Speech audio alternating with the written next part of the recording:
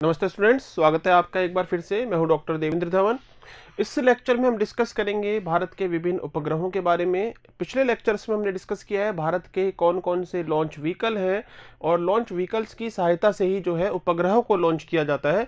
विभिन्न उद्देश्यों के लिए जो है उपग्रह लॉन्च किए जाते हैं, चाहे वो टेलीविजन का प्रसारण हो, चाहे मौसम की जानकारी जुटाना है भविष्यवाणी करने में जिससे सहायता मिल सके, चाहे वो जासूसी से संबंधित काम हो, चाहे नक्शे बनाना हो, चाहे देश में हमारे वन क्षेत्र कितना है, कितने भाग में जो है जल है, तटीय क्षेत्र की निगरानी, विभिन्न कार्य जो है उपग्रहों के माध्यम से होते हैं।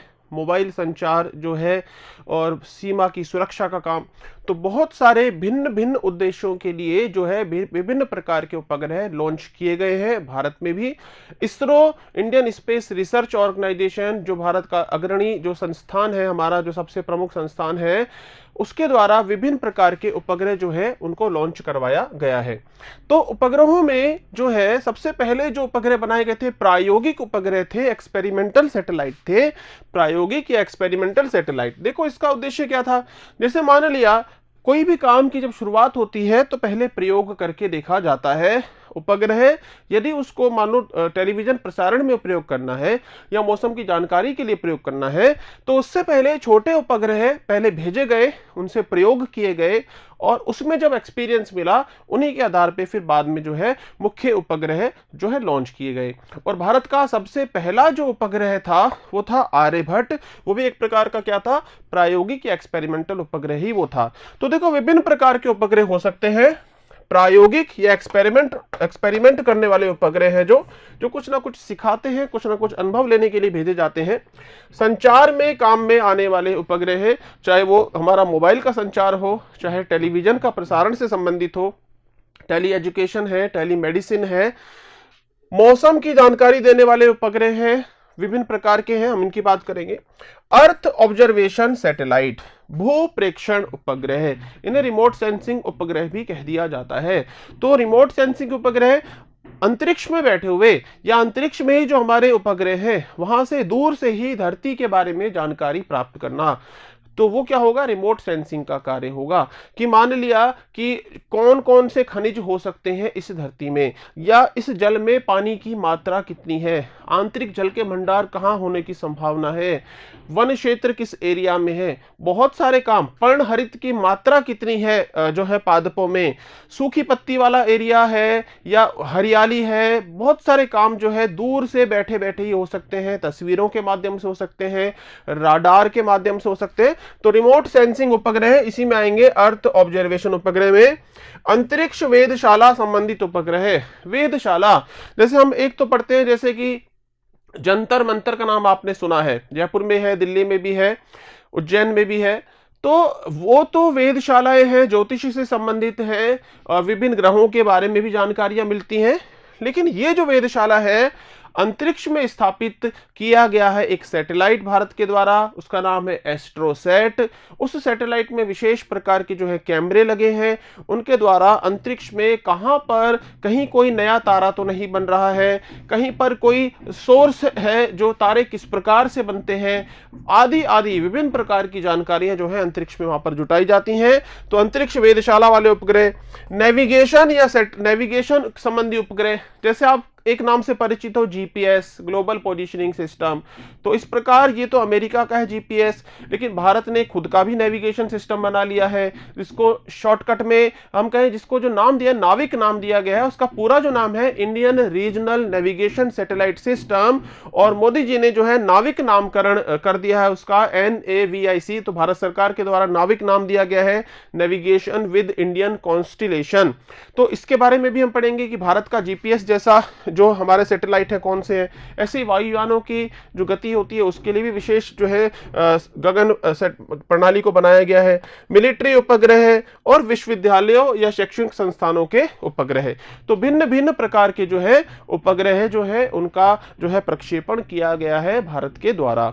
तो यहां पर हम बारी बारी से उपग्रहों के बारे में पढ़ना होगा। बहुत ही इंपॉर्टेंट टॉपिक है, क्योंकि बहुत ही बुनियादी बेसिक टॉपिक है। क्योंकि यदि ये बेस हमारा क्लियर नहीं होता है तो जब हम करंट अफेयर अफेयर्स भी पढ़ते हैं तो हम करंट अफेयर्स को रट जरूर लेंगे, उनको याद जरूर कर लेंगे, लेकिन यदि आपने पहले बेस पढ़ा है तो करंट अफेयर भी आपको जल्दी याद होगा। ये बिल्कुल प्रैक्टिकल बात है। यदि आपको बेस पता है तो करंट अफेयर तुरंत आपका क्लिक अच्छे से हो जाएगा। तो सबसे पहले बात है प्रायोगिक उपग्रह या एक्सपेरिमेंटल उपग्रह। तो ये जो है मैंने बताया कि कोई भी जो उपग्रह है, जैसे संचार का उपग्रह है, हमने विकास किया तो उनसे पहले प्रयोग करके देखे गए प्रायोगिक उपग्रहों को भेजने का काम हुआ था।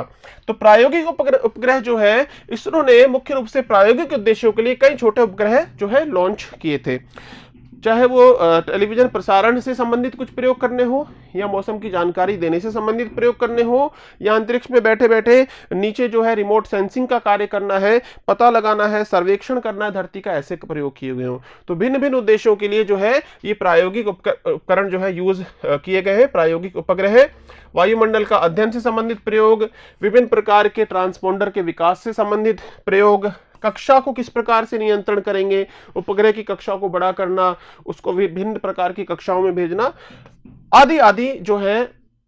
वापिस कुछ ऐसे प्रयोग भी, जैसे अभी मैंने आपको बताया था रीयूजेबल लॉन्च व्हीकल, तो वो भी एक प्रकार का प्रयोग है कि वो हालांकि यान से संबंधित प्रयोग है कि यान को भेजें और यान को पुनः वापस हम प्राप्त कर लें। तो भिन्न भिन्न प्रकार के प्रयोग हो सकते हैं।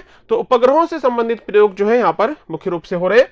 सबसे पहला जो भारत का उपग्रह था उसका नाम था आर्यभट्ट। आर्यभट्ट भारतीय महान गणितज्ञ थे। तो आर्यभट्ट के नाम पर जो है पहला उपग्रह जो लॉन्च किया गया था भारत का 19 अप्रैल 1975 को। एक एक्सपेरिमेंटल उपग्रह था, प्रायोगिक उपग्रह था, और पृथ्वी विज्ञान और सौर भौतिकी से संबंधित क्या किए गए थे यहाँ पर प्रयोग, पृथ्वी विज्ञान और सौर भौतिकी से संबंधित प्रयोग यहाँ पे किए गए। रशियन कॉस्मोस लॉन्च व्हीकल से लॉन्च। देखो, अब उपग्रह तो हमारे इसरो के विद्वानों ने बना लिया, लेकिन उसको लॉन्च करवाना है। लॉन्च की तकनीक नहीं थी, तो किसके द्वारा किया गया? रशियन कॉस्मोस लॉन्च व्हीकल की सहायता से लॉन्च हुआ। आरबीआई ने भी 2 रुपए के नोट पर ये जो है ये नोट छापा है, और यहां पर कौन सा उपग्रह का चित्र है? यहां पर है आर्यभट्ट जो उपग्रह है उसका यहां पर चित्र है। तो आर्यभट्ट उपग्रह के बारे में याद रखना, एक्सपेरिमेंटल उपग्रह था। सबसे पहला जो उपग्रह भारत ने भेजा था वो यह आर्यभट्ट वाला जो उपग्रह है वो था। इसके उपरांत और भी जो है प्रायोगिक उपग्रह भेजे गए हैं, जैसे भास्कर। भास्कर जो उपग्रह है 1979 में जो है भेजा गया है, और इसको कहते हैं प्रथम प्रायोगिक रिमोट सेंसिंग उपग्रह। प्रथम प्रायोगिक रिमोट सेंसिंग उपग्रह। यदि हमसे पूछा जाए कि पहला रिमोट सेंसिंग का जो है प्रायोगिक उपग्रह कौन था, तो वो था भास्कर। और रिमोट सेंसिंग का मतलब क्या होता है? दूर से ही पता लगा लेना, दूर से ही पता लगाना, मतलब कोई भी जांच करनी है दूर से ही कर लिया जाए। दूर से ही, जैसे फोटो खींच ले जाते हैं, अंतरिक्ष में बैठे बैठे फोटो खींच ले जाए, अंतरिक्ष से ही वनों का सर्वेक्षण कर लें, अंतरिक्ष से खनिजों के बारे में जानकारी ले लें, अंतरिक्ष से पता लग जाए कि पानी में किस एरिया में मछलियां ज्यादा है, समुद्र के किस भाग में मछलियां ज्यादा है, समुद्र के पानी का तापमान कितना है, लवणता कितनी है, विभिन्न प्रकार के कार्य हो सकते हैं। तो पहला रिमोट सेंसिंग जो प्रायोगिक उपग्रह था वो था भास्कर 1979। इसके बाद फिर एक और जो है भास्कर 2 है वो भी लॉन्च हुआ। ऐसे ही फिर एक प्रायोगिक उपग्रह था रोहिणी RS-1। तो रोहिणी RS-1 जो उपग्रह था इसे जो है SLV सैटेलाइट लॉन्च व्हीकल द्वारा जो है लॉन्च किया गया था। ये सैटेलाइट लॉन्च व्हीकल कैसा था? स्वदेशी जो हमारा यान था, पहला स्वदेशी यान, उसके द्वारा रोहिणी को भेजा गया था। एक्सपेरिमेंटल था। इसी प्रकार से एक एक्सपेरिमेंटल इसके बाद और बना है, रोहिणी RS-2 भी बना है। एक खास जो उपग्रह है उसका नाम है एप्पल। एप्पल, ये एप्पल जो है इसकी फुल फॉर्म है एरियन पैसेंजर। ये भी प्रायोगिक है, एरियन पैसेंजर पेलोड एक्सपेरिमेंट।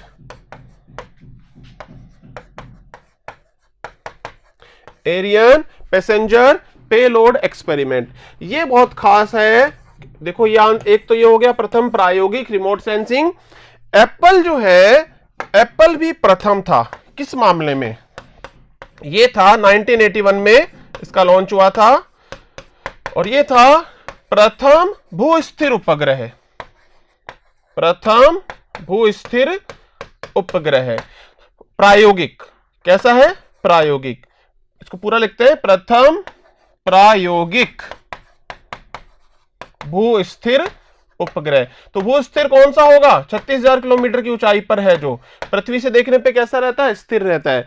तो ये जो एप्पल है, एरियन पैसेंजर पेलोड एक्सपेरिमेंट, ये भी है प्रथम प्रायोगिक भू स्थिर उपग्रह। इसके बाद ही फिर हमने जो हमारे बाद के जो है उपग्रह लॉन्च हुए हैं, जिनका प्रयोग किया टेलीविजन प्रसारण में, संचार में, वो इनके बाद ही फिर आए हैं। तो पहला जो दौर था वो एक्सपेरिमेंटल उपग्रहों का ही दौर था। और ये जो नाम है जिन पे मैंने स्टार लगाया है, इन नामों को तो बिल्कुल अच्छे से हमको याद में रखना ही रखना है। तो पहला दौर था प्रायोगिक उपग्रहों का।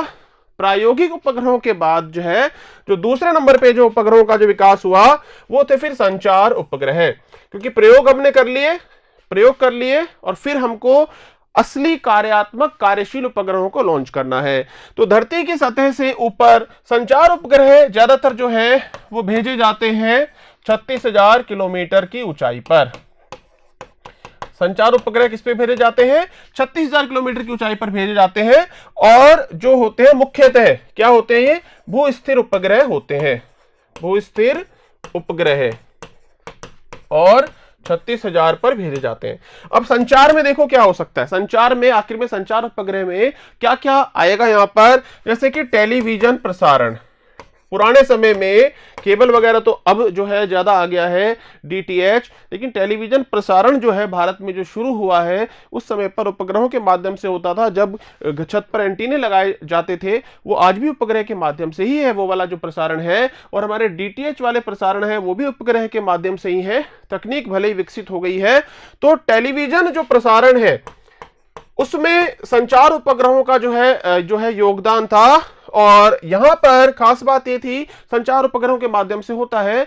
और 1983 में भारत का जो सफल जो हमारा संचार उपग्रह था, उसके बाद जो है भारत में कलर टेलीविजन प्रसारण भी आया। तो देखो पहले जो है ब्लैक एंड व्हाइट टेलीविजन प्रसारण हुआ और बहुत थोड़े समय के लिए होता था। जैसे दूरदर्शन जो है, अभी आप देखते हो अभी तक 24 घंटे के लिए चलते रहते हैं हमारे चैनल।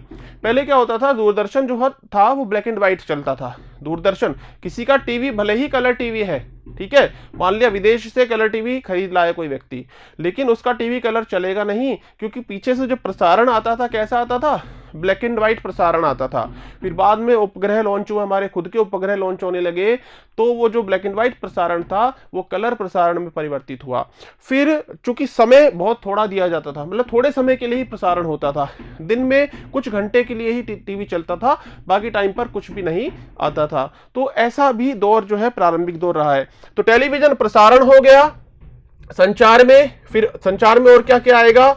मोबाइल जो संचार है वो भी संचार का भाग हो गया। इंटरनेट संचार का भाग हो गया। टेली एजुकेशन, इसको कहते हैं दूरस्थ शिक्षा, दूर बैठे बैठे शिक्षा उपग्रह के माध्यम से, टेली एजुकेशन। ऐसे ही है टेलीमेडिसिन क्या हो गया? दूरस्थ चिकित्सा। टेलीमेडिसिन क्या हो गया है? दूरस्थ चिकित्सा, दूर बैठे बैठे डॉक्टर से जो है परामर्श कर लिया जाए, डॉक्टर परामर्श दे दें।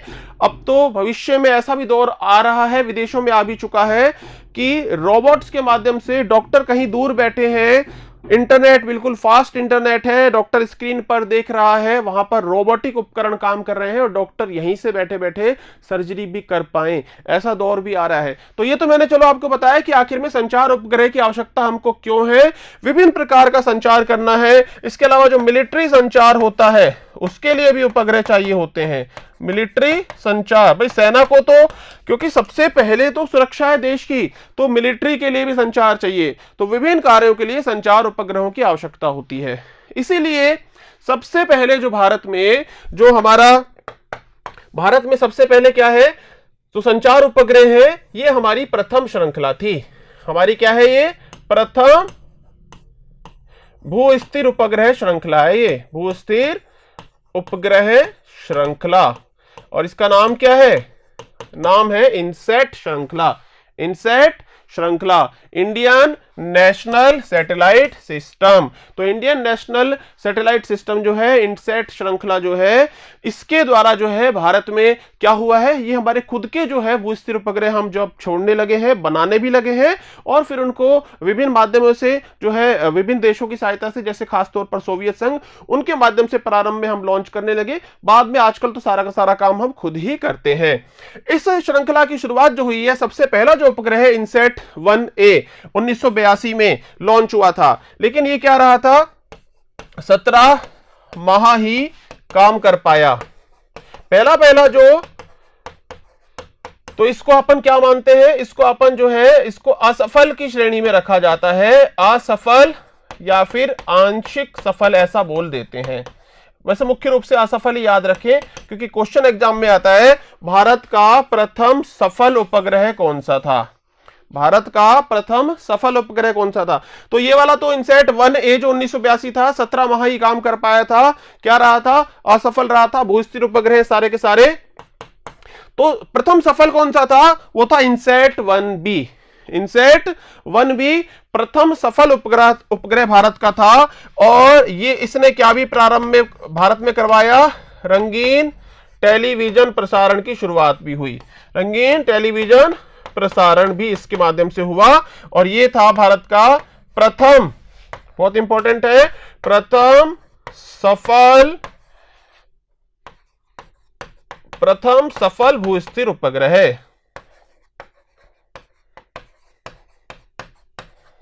तो ये था इनसैट 1B। तो इनसैट 1B भारत का पहला सफल भूस्थिर उपग्रह है।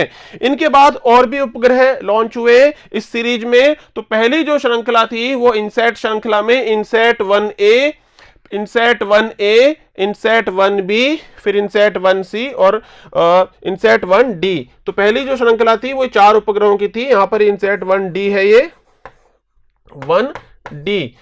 तो यहाँ पे जो है मिस टाइप है, यहाँ पे इनसैट 1D, ये 1B लिखा है यहाँ पे, ये 1D है। तो 4 उपग्रहों की ये पहली श्रृंखला थी इनसैट सीरीज में। इसके बाद आया है इनसैट 2A। अब इसके बारे में ज्यादा टेंशन नहीं पालनी है, बस हाँ हमें ये मालूम होना चाहिए INSAT 2A, INSAT 2B, INSAT 2C और इनसैट 2D और इनसैट 2E। तो ये जो है इनसैट श्रृंखला में आगे का जो है क्रम चला। उसके बाद इनसैट 2 जब के बाद इनसैट 3 की श्रृंखला आ गई। तो उसमें 3 में देखो INSAT 3B, 3C, 3A, INSAT 3D, INSAT 3DR। तो ये श्रृंखला यहाँ पे चली है। इनमें भी ये जो अभी के हैं, ये वाली जो है इनको थोड़ा सा याद रख लें अपन। इनसैट 3D 2013 में लॉन्च हुआ है, इनसैट 3DR 2016 में हुआ है। तो ये इनसैट उपग्रहों की श्रृंखला चली है। धीरे धीरे फिर क्या हुआ, इसके बाद इनसैट 4 सीरीज भी आई, और लेकिन साथ साथ क्या कर दिया कि अब इनसैट सीरीज को बंद करके जीसैट श्रृंखला पे चले गए। इनसैट, इंडियन नेशनल सैटेलाइट श्रृंखला धीरे धीरे खत्म हुई, और अब उपग्रहों को जो नया नामकरण किया जाने लगा वो किया जाने लगा जीसैट के नाम से, जियो सिंक्रोनस सैटेलाइट के नाम से। तो यहां पर भी अपन देखते हैं ये इनसैट की जो चौथा नंबर वाली श्रृंखला है, उसमें आप देखोगे INSAT 4CR, INSAT 4B, INSAT 4C और इनसैट 4A। तो ये जो है अपने को बहुत ज्यादा इनको रटना तो नहीं है, लेकिन एक आइडिया हमको जरूर होना चाहिए। तो इनसैट श्रृंखला के बाद अब जो दूसरी श्रृंखला आई है हमारे भूस्थिर उपग्रहों में, जो संचार के काम में आते हैं, अभी मुख्यतः ज्यादातर ये है, इनसैट वाले उपग्रह भी कुछ कार्यशील हैं, लेकिन जीसैट वाले उपग्रह जो है अभी कार्यशील हो चुके हैं। तो दूसरी श्रृंखला कौन सी आई है, वो आई है जीसैट। देखो एक तरफ तो इनसैट छोड़े जा रहे थे, लेकिन आप देखोगे पहला जीसैट, प्रथम जीसैट, आप देखोगे पहला जीसैट था जीसैट 1, और एक अब लॉन्च हुआ है 2001 में, और ये भेजा गया है GSLV D1 से। और ये GSLV D1 कौन सा है, ये है GSLV Mark 1। हम पढ़ चुके हैं कि रशिया का जो क्रायोजेनिक इंजन था जिसको हमने सीधे सीधे यूज किया, तो रशियन क्रायोजेनिक इंजन वाले हैं GSLV Mark 1। तो GSLV Mark 1 जो है, नाम है GSLV D1, उसके द्वारा पहला जीसैट भेजा गया था। अब कुछ मुख्य उदाहरण याद रखने हैं, सारी श्रृंखलाएं हम याद नहीं कर सकते। जो भी अपने करंट अफेयर में रहेगा पिछले 2 साल तक, भाई अपना एग्जाम होता है जिस भी डेट को, उससे पिछले 2 साल के भीतर जो भी उपग्रह लॉन्च होते हैं उन सबको बिल्कुल कंठस्थ करना है। उसके अलावा कुछ मुख्य मुख्य उदाहरण है जो याद रखने होते हैं, जैसे कि एक है GSAT-9। GSAT-9 जो है इसको लॉन्च किया गया, देखो मोदी जी ने, हमारे मोदी जी बने प्रधानमंत्री, ठीक है, मोदी जी है प्रधानमंत्री बने हैं और वो गए हैं सार्क सम्मेलन में। सार्क सम्मेलन हुआ 2014 में। वहां उन्होंने क्या की, घोषणा की कि भाई भारत जो है ना एक सार्क सैटेलाइट बनाएगा। क्या बनाएगा? सार्क सैटेलाइट, और फ्री सेवा करेगा बाकी देशों को, फ्री सेवा देगा बाकी देशों को, सार्क देशों को। लेकिन वो जो हमारा पड़ोसी है, कौन आप जानते हो, हमेशा चिढ़ा रहता है जो, वो है पाकिस्तान। तो पाकिस्तान ने कहा नहीं भैया हम तो भारत के सैटेलाइट में नहीं आएंगे। तो फिर क्या कर दिया, सार्क के जो देश हैं, सार्क माइनस पाकिस्तान, तो ये जो है, अब नाम क्या है हमारे इस उपग्रह का, GSAT-9, और इसको कहते हैं साउथ एशिया सैटेलाइट, दक्षिण एशिया सैटेलाइट GSAT-9। कब लॉन्च किया गया था? मई 2017 में इसको लॉन्च किया था GSLV F09 के द्वारा। तो मई 2017 में लॉन्च हुआ है। याद रखना अच्छे से हमको, सार्क सैटेलाइट कौन सा है, तो GSAT-9 सार्क सैटेलाइट है। और कुछ एक दो प्रमुख उदाहरण याद रखेंगे, मुख्य, और करंट अफेयर में कुछ भी रहता है वो हमको अच्छे से याद रखना होता है। ऐसे ही एक हमारा उपग्रह है GSAT-11। GSAT-11 मिशन जो है 2018 में हुआ है। तो 2018, तो अपन को पिछले 2 साल, 2.25 साल, 2.5 साल तक मोटे मोटे याद रखना है, थोड़ा सा कोशिश करके।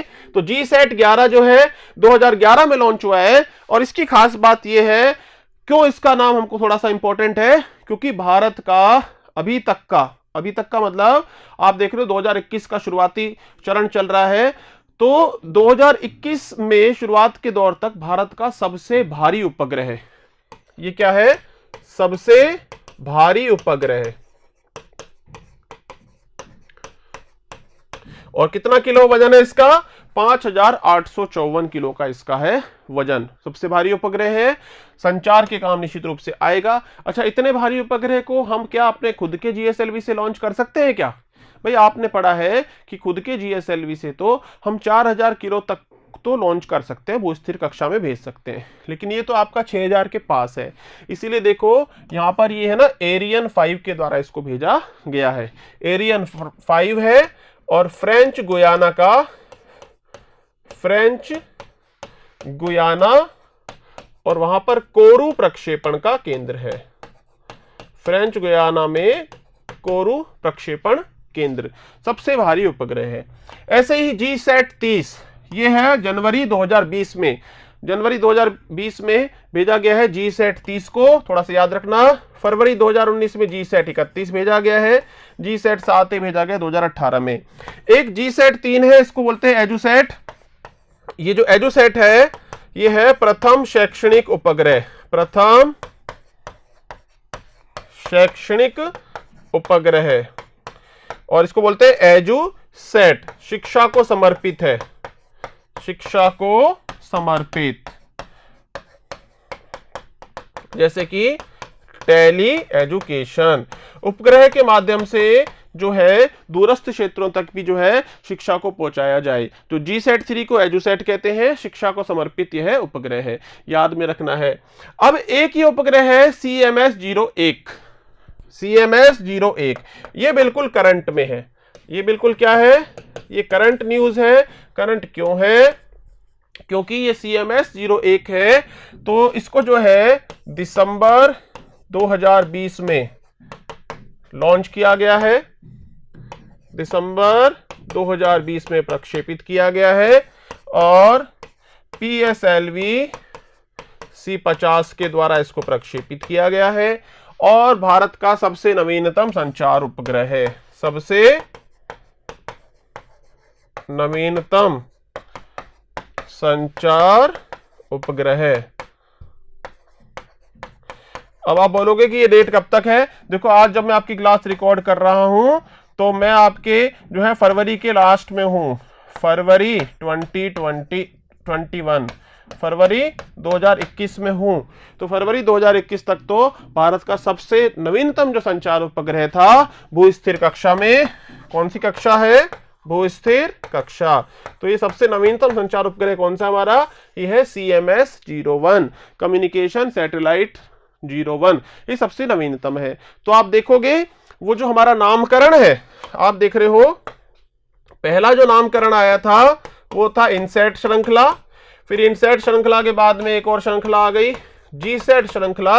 अब एक नई श्रृंखला की शुरुआत भी हो गई है, कम्युनिकेशन सैटेलाइट जो है, अब एक नया नाम भी यहां पर आ चुका है। तो उम्मीद है आगे कम्युनिकेशन सैटेलाइट नंबर 2 और भिन्न भिन्न नामों से सैटेलाइट जो है और आगे भेजे जाएंगे।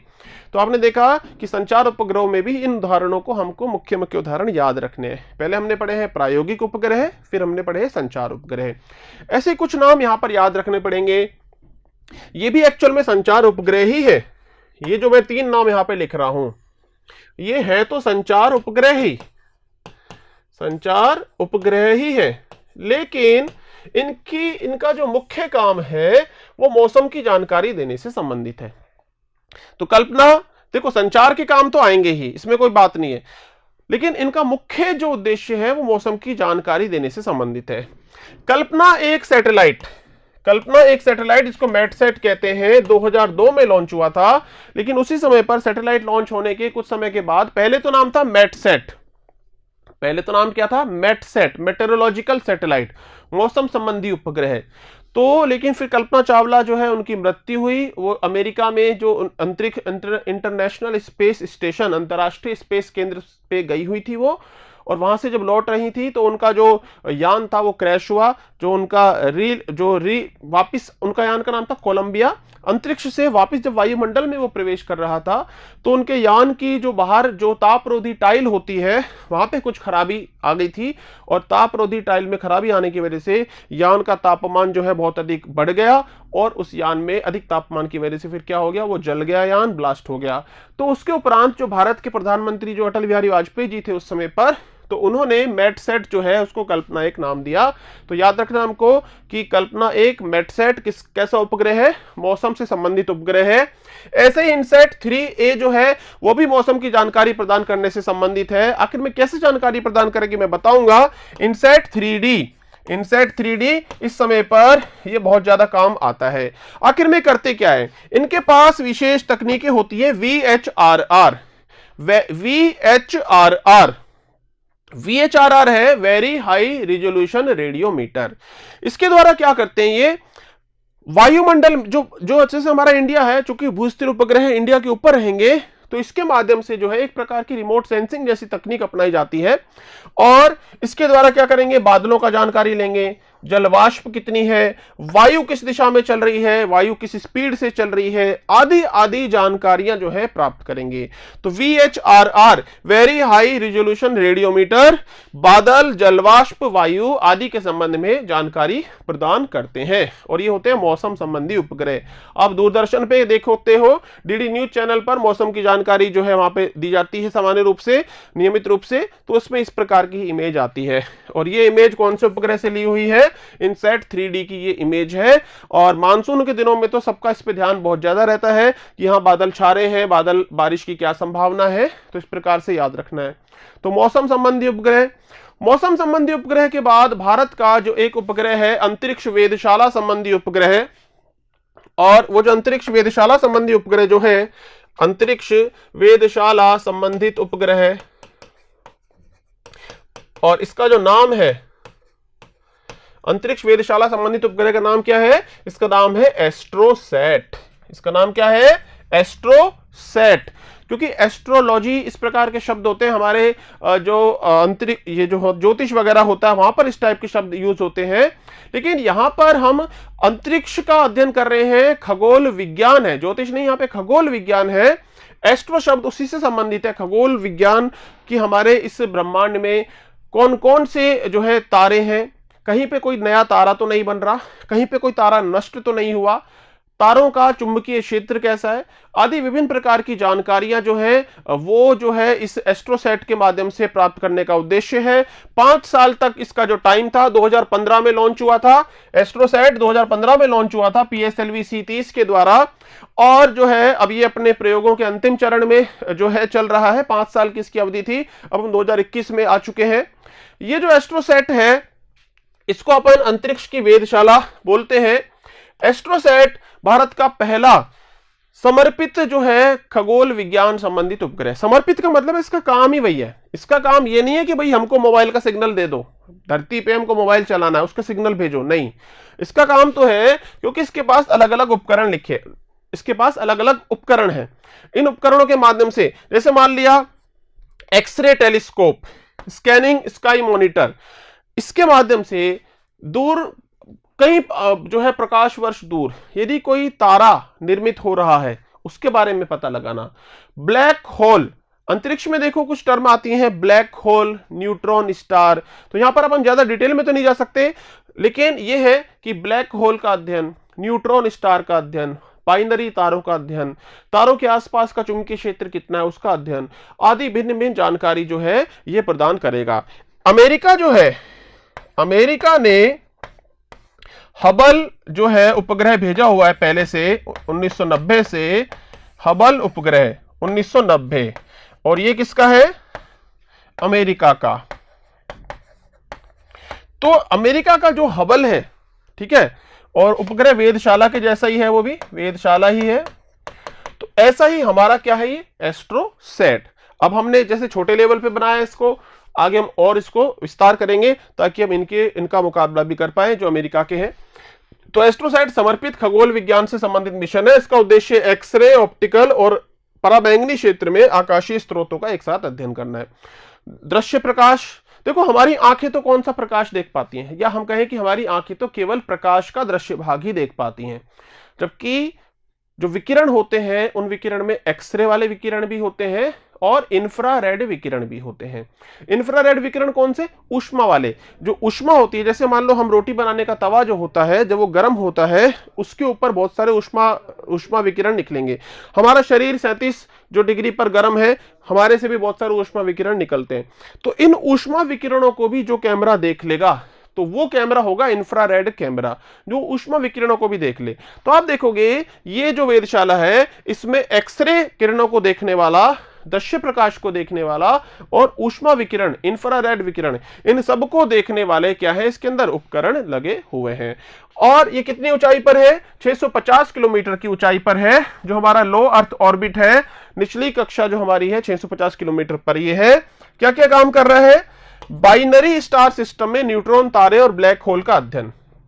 तो न्यूट्रॉन स्टार, देखो कुछ तारे हैं जो जब मृत हो रहे होते हैं, तारे जब मृत हो रहे होते हैं तो अंत में ब्लैक होल बनता है। इसी के साथ न्यूट्रॉन तारे जैसी स्थिति वहां पे बनती है।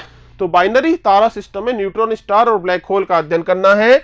आकाशगंगा में नए तारों के निर्माण का अध्ययन करना है कि नए तारे कैसे बनते हैं। अंतरिक्ष में तेजी से चमकते एक्सरे उत्पत्ति स्रोत का अध्ययन करना है। ये पता लगा लेंगे कि किसी भाग से बहुत सारी एक्सरे वाली किरणें आ रही हैं, तो पता लगाएंगे आखिर में वहां पे क्या है, क्या सोर्स है वहां पर। न्यूट्रॉन तारे के चुंबकीय क्षेत्र का अध्ययन करना है, चुंबकीय क्षेत्र का अध्ययन करना है। गहन अंतरिक्ष में खोज का काम करना है। तो अंतरिक्ष के अंदर खोज करनी है भिन्न तारों से संबंधित। तो अपने को याद रखना है कि एस्ट्रोसैट क्या है, भारत की जो वेधशाला है एस्ट्रोसैट। अच्छा देखो, अब कुछ उपग्रह हैं जिनको मिलिट्री उपग्रह कह दिया गया है। हालांकि मिलिट्री उपग्रह किस काम ही आएंगे? निश्चित रूप से ये संचार के काम आएंगे और ये जो है सीमा की निगरानी के काम आएंगे, सीमा निगरानी। तो इस प्रकार के कुछ उपग्रह हैं जिनको मिलिट्री उपग्रह भी कह दिया गया है। जैसे GSAT-7, इसका प्रयोग सेना के उद्देश्यों के लिए ही मुख्यतः होता है, GSAT-7A। ऐसे ही एक है रीसेट, इसको कहते हैं radar imaging satellite. Reset radar imaging satellite, ये क्या कर सकता है? ये रात में भी सीमा की निगरानी कर सकता है। राडार इमेजिंग सैटेलाइट में क्या होती है कुछ विशेष राडार इमेजिंग सैटेलाइट, इसमें क्या होते हैं, ऐसे कैमरे लगे होंगे जो रात में भी देख सकते हैं, पता लगा सकते हैं। तो रीसैट राडार इमेजिंग सैटेलाइट और बाकी काम तो करेंगे लेकिन सेना के लिए भी काम करेंगे। एमीसैट, एमीसैट भी उपग्रह है, इलेक्ट्रोमैग्नेटिक इंटेलिजेंस सैटेलाइट इसको बोलते हैं, सेना के उपयोग से संबंधित है ये। Spy in the sky, spy का मतलब होता है जासूस, स्पाई का मीनिंग क्या है, जासूस, आसमान में जासूस। ये जो एमीसैट है, इलेक्ट्रोमैग्नेटिक्स जो इंटेलिजेंस सैटेलाइट है एमीसैट। तो कुछ उपग्रह हैं जिनको मिलिट्री सैटेलाइट बोला गया है। इसके बाद देखो कुछ नाम है, बस नाम नाम याद रखने हमको, विश्वविद्यालयों के अथवा शैक्षणिक उपग्रह। इनके बारे में, इनकी डेट्स वगैरह में ज्यादा टेंशन नहीं पालनी है, लेकिन हाँ इनके नाम जरूर इंपॉर्टेंट है थोड़े से। जैसे कलाम सैट, ये उपग्रह कौन सा है, कलाम सैट। तो विश्वविद्यालयों के उपग्रह है, शैक्षणिक उद्देश्य है, 2019 में लॉन्च किया गया है। और देखो कितना वजन है, सिर्फ 1.26 किलोग्राम का है, 1.26 किलोग्राम का ही है सिर्फ। ऐसे ही है न्यू सैट, ये भी जो है विश्वविद्यालयों से संबंधित है। ऐसे एक उपग्रह है, इसका नाम है प्रथम, शैक्षणिक उपग्रह, छोटे छोटे हैं देखो, 15 किलो, 10 किलो, 5.25 किलो, 1.5 किलो, तो ज्यादा बड़े उपग्रह नहीं है। पाईसैट, सत्यभामा सैट, सत्यभामा सैट, जैसे सत्यभामा सैट, ये यूनिवर्सिटीज के नाम पे भी नाम रख देते हैं। जैसे एक उपग्रह है स्वयं, एक है SRM सैट, SRM सैट, एक उपग्रह का नाम है जुगनू, एक है स्टड सैट, अनुसैट, अनुसैट है पहला, अनुसैट, ये अनुसैट का नंबर क्या आ रहा है, पहला। ये जो मैंने लिया है सारणी है, मैंने इसरो की वेबसाइट से ही लिया सीधे सीधे। तो अनुसैट क्या है, पहला जो है शैक्षणिक उपग्रह, यहाँ पे जो नाम है अनुसैट का, अनुसैट है, स्टड सैट, जुगनू, सत्यभामा सैट, कलाम सैट। करंट अफेयर में यदि कुछ रहता है, जैसे लास्ट का जैसे कलाम सैट है, तो ऐसे में करंट अफेयर से संबंधित क्वेश्चन हमसे पूछ लेते हैं कि हाँ हाल ही में कौन सा उपग्रह लॉन्च किया गया है, तो वहां पर है कलाम सैट। तो ये कुछ नाम है, इनको जरूर याद रखने की कोशिश करनी है, इनकी डेट्स पे ज्यादा नहीं जाना, बस ये अनुसैट जो पहला पहला इसकी डेट जरूर याद रखनी है। बाकी हम इन सबकी डेट याद नहीं रख पाएंगे, इतने ज्यादा फैक्ट्स हम याद नहीं रख सकते, तो आपको ध्यान रखना है। तो उपग्रहों की जो हम बात कर रहे हैं, इसमें हमने कुछ मुख्य कैटेगरी तो पढ़ी, अगली कैटेगरी हम नेक्स्ट लेक्चर में पढ़ेंगे जो बहुत ही महत्वपूर्ण है, और उसमें हमारे मुख्य रूप से अर्थ ऑब्जर्वेशन सैटेलाइट आते हैं, जिसमें रिमोट सेंसिंग सैटेलाइट भी शामिल होते हैं। रिमोट सेंसिंग, दूर से ही पता लगा लेना, जैसे मैंने कहा सीमा की निगरानी करना है, वो जो रडार इमेजिंग सैटेलाइट है वो एक प्रकार का रिमोट सेंसिंग सैटेलाइट ही है। महासागर के पानी का तापमान, महासागर में कितनी मछलियां हैं, उस किसी एरिया में कहां पे जाना चाहिए मछली पकड़ने, कितना लवण है, कौन से खनिज मिट्टी में हो सकते हैं, उस भूमि में हो सकते हैं, भूमिगत जल क्या हो सकता है, क्या रास्ता खोजना है पुरानी लुप्त हो चुकी सरस्वती नदी का, आदि वन सर्वेक्षण, बहुत सारे काम हैं जो रडार जो है हमारे जो रिमोट सेंसिंग उपग्रह इनके माध्यम से होते हैं। तो नेक्स्ट लेक्चर में हम मिलते हैं और फिर हम डिस्कस करेंगे हमारे रिमोट सेंसिंग सैटेलाइट्स को।